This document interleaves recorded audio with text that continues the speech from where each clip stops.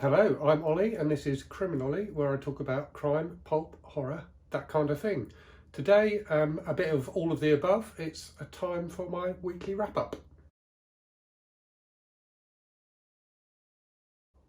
So when I filmed my weekly wrap-up last week, I think I was about halfway through The Village of Eight Graves by Seiichi Yokomizo, which is a Japanese mystery novel. So I finished that. I think I gave it 3 stars. I think, to be honest, I just wasn't in the right mood to be reading it. It's quite a complicated book, loads of characters, and I just found that I got a bit lost in it and kind of lost the thread of what was going on. But an interesting read nevertheless. After that, I read, sorry, my son is looking at me and making me laugh.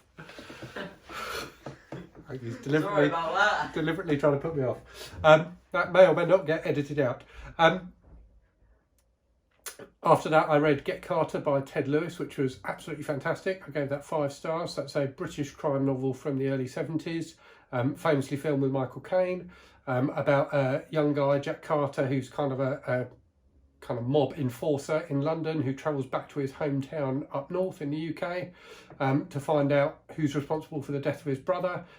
Really grim and gritty and just brilliant. So look out for the review of that if you like crime fiction. Then after that, I read something a bit lighter and not nearly as good, Swamp by Peter Tremaine, which is a kind of early 80s British horror novel. I might do a review of that, I'm not sure yet. So set in Florida, and about a giant lizard creature that lives in the Everglades and eats people basically, but it was not very good at all. That was a 2-star read for me. And then after that, I decided to read something a bit longer. So this was when I was doing preparing for my Kindle review, which also went up this week, and was trying to run down the battery on my Kindle. So decided to read a big book and read The Eye of the World, the first of the Wheel of Time books. So quite topical at the moment with the TV series on Amazon Prime now. I really like that. So like a lot of fantasy novels, it's not got a lot in the way of plot, but it was very immersive and exciting and enjoyable. And I'll probably do a full review of that. I might watch the first episode of the TV show first and kind of do a bit of a comparison between the two. So that kind of took me to the end of my Kindle reading. So that ran down the battery on my Kindle. And as I say, my full Kindle Paperwhite 2021 review is up if you want to have a look at that.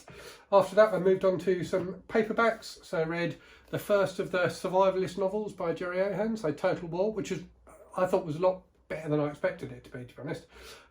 So it's about the series is a post-apocalyptic thing about this guy, John Rourke, who's trying to survive and get back to his family in a post-apocalyptic nuclear wasteland that is America. The first book, the first half of it in particular, is about the kind of growing tensions between East and West, and it's actually quite well handled. It felt a bit like a Tom Clancy novel at times. I really enjoyed it. Quite exciting and quite interesting to see where the series goes next. And then after that, read the 6th Executioner novel, so Assault on Soho by Don Pendleton. So this sees Mac Bolan, the executioner, in swinging London.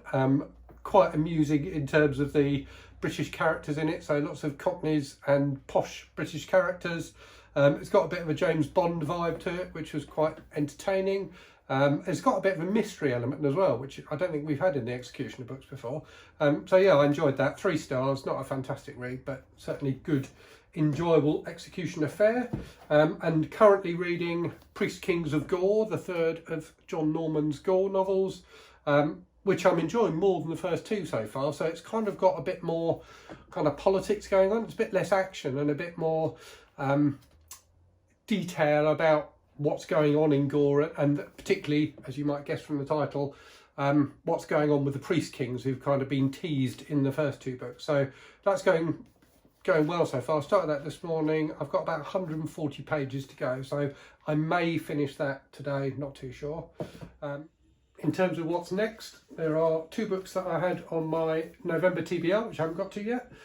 So Dead City by Shane Stevens, which I've been meaning to read for years, which is a gritty mob novel, and Trial by Battle by David Piper, which is a Second World War novel from the 50s.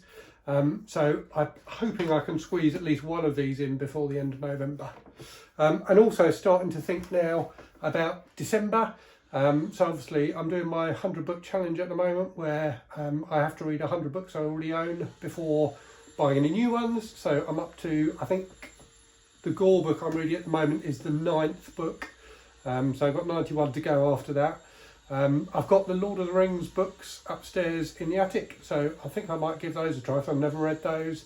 Also, I think I'll probably be doing a buddy read of The Master by Guy and Smith with Juan from Plagued by Visions. And I might give The Island by Richard Layman a try as well. So that's one I read years ago and really didn't like at all.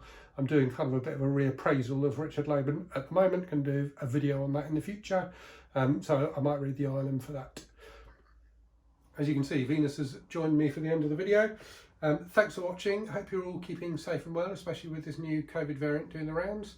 And look forward to speaking to you again soon. Cheerio.